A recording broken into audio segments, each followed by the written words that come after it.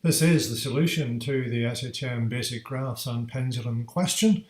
And as is so often the case, it begins with a definition of SHM. So the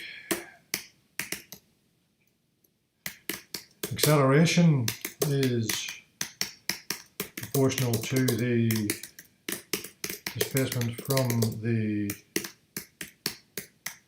equilibrium position and always directed towards the equilibrium position.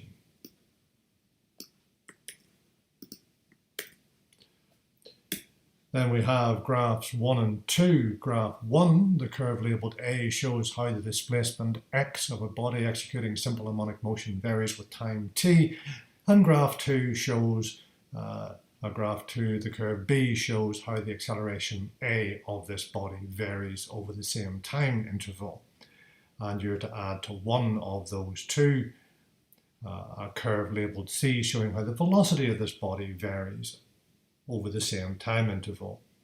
So here we have time equal to 0, x is a maximum positive.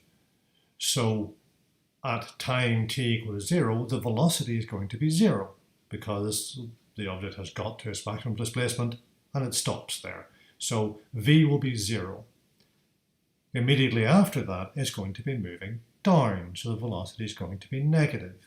So what we're going to have is a minus sign curve. So as it goes through x equal to 0, we're going to have a maximum magnitude of velocity.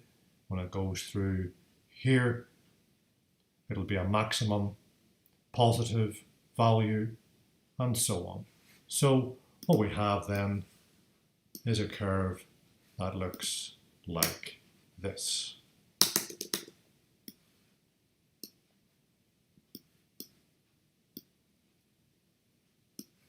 It's a minus sign curve.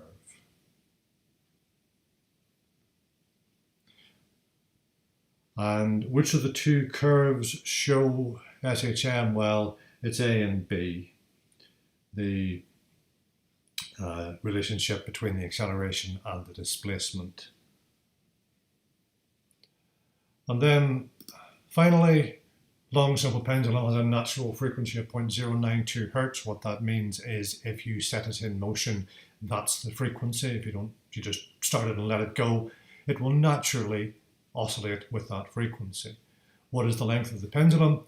Well, our relationship for a pendulum is t is 2 pi root L over g.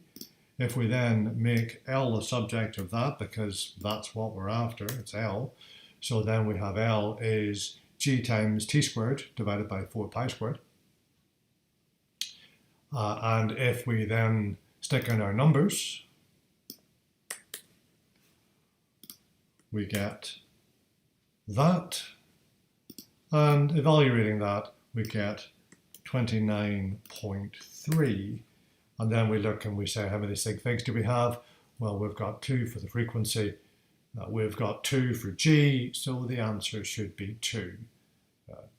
If we'd only had 1 for G, for example, or 1 for F, we'd have been down to 1 sig fig. If we'd had 3 for both, we could have done 3 sig figs, 29 meters to 2 sig figs.